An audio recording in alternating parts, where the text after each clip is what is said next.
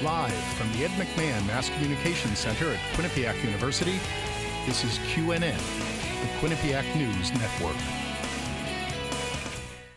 Welcome to QNN. I'm Chris Daniele, joined by Q30 men's basketball beat reporter Dylan Fearon. After their third consecutive losing season, the Quinnipiac Bobcats have a new face leading the men's basketball team. Tom Moore is out and Baker Dunleavy is in. Dylan, what do you think of the decision?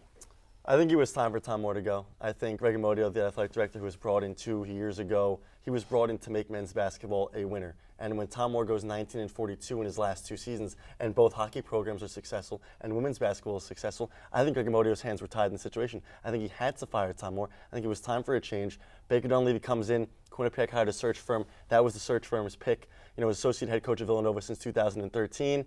Northeast guy, played at Villanova, so he's played at the Power 5 level. He's coached at the high major level at Villanova, won a national championship last year with the Wildcats. I think it was a very smart decision by Greg Amodio. Again, similar to Tom Moore in the aspect of an assistant coach at a big school under a big coach who won a national championship. So there are similarities there, but I think Baker Dunleavy can come in, win some games. The goal is to go to the NCAA tournament and move up to the A10 in the Big East. I think Baker Dunleavy has a shot to do that. Now, you mentioned that national championship that Baker Dunleavy won over with Villanova. How does he take that championship pedigree to a smaller program like Quinnipiac? It's tough. I think the goals are different. At Villanova, your goal every year is to win the national championship, and that's it. It's either a championship or bust, pretty much. And at Quinnipiac, it's to win the MAC tournament, get to the NCAA tournament, possibly even win a game eventually. Once you get there, got to get there first. Quinnipiac's never been there before, so I think he can take that winning pedigree. He's won before, has the experience at winning, whereas Tom Moore, since going to Quinnipiac in his 10 years, didn't win, and none of the players have won. And so I think he's really the only guy in this entire staff, including Greg Amodio, that's won a national championship and won NCAA tournament games. So I think he can take that winning experience and bring that to Hampton. Now, it might be tough at first. We've seen last week 2 of the Quinnipiac's premier players, Mikey Dixon and Peter Kiss, were granted their requested transfer. And just this week, Phil Winston and another Quinnipiac guard, where they were also granted their requested transfer. How does he replace those guards? Yeah, it's tough. And he's coming in, it's April 5th. So he's coming in, almost heading into the summer, and he's got to fill all these roster spots. And you're talking about Quinnipiac's losing the 2 best freshmen in the MAC from this year and 4 guards from a team that only had 10 wins. So now you're looking at the pieces that you have on the team currently. None of them have really won, and a lot of them haven't even played that much. Because you're losing your 4 guards, you're graduating Danny Harris, that's a 5th guard, and you're graduating Donovan Smith, so you're graduating 1 big man and 5 guards. No one on this team has played big-time minutes, and no one on this team has really won. So it's going to be tough. He's going to have to bring some guys in. He's got Isaiah Washington, a transfer from Penn State, coming to visit this weekend.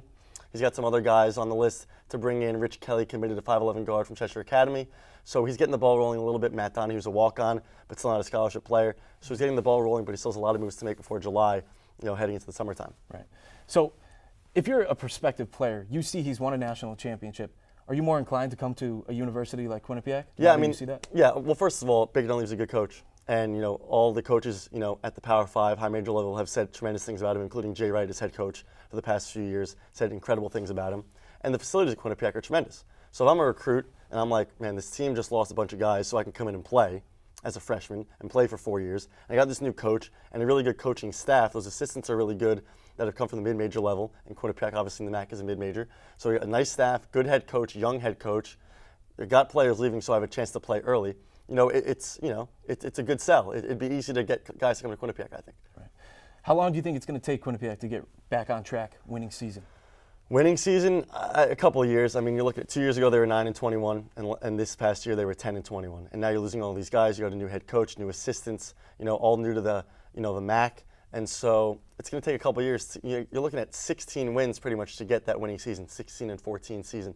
I'd say at least 2 years. I don't think I see it this year. I think this year, with those 4 guys leaving and the 2 best players on the team, the 2 best freshmen in the MAC, that were expected to have great sophomore seasons next year, now that they're out, I'm looking at like a 7 or 8 win season for the first season, and then blossom that to like 14, 15, and then the year after that, like an 18, 19, you're trying to fight for that MAC championship.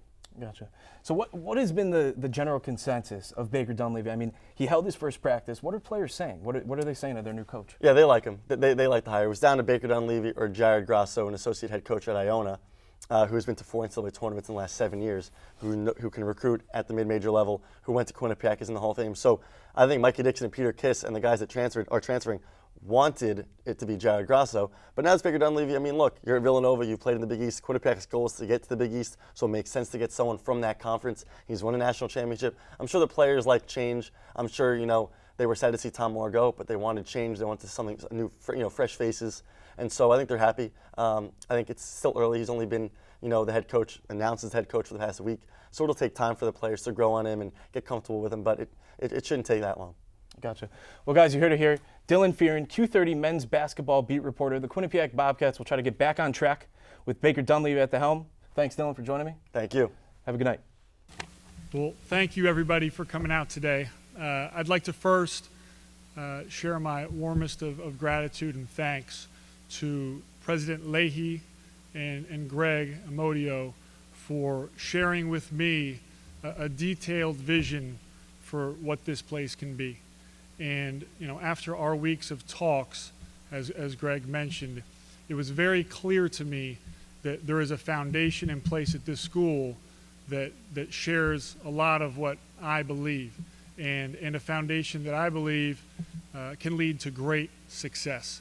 So I thank them for making me understand what this place is, for opening my eyes, and I'm very appreciative.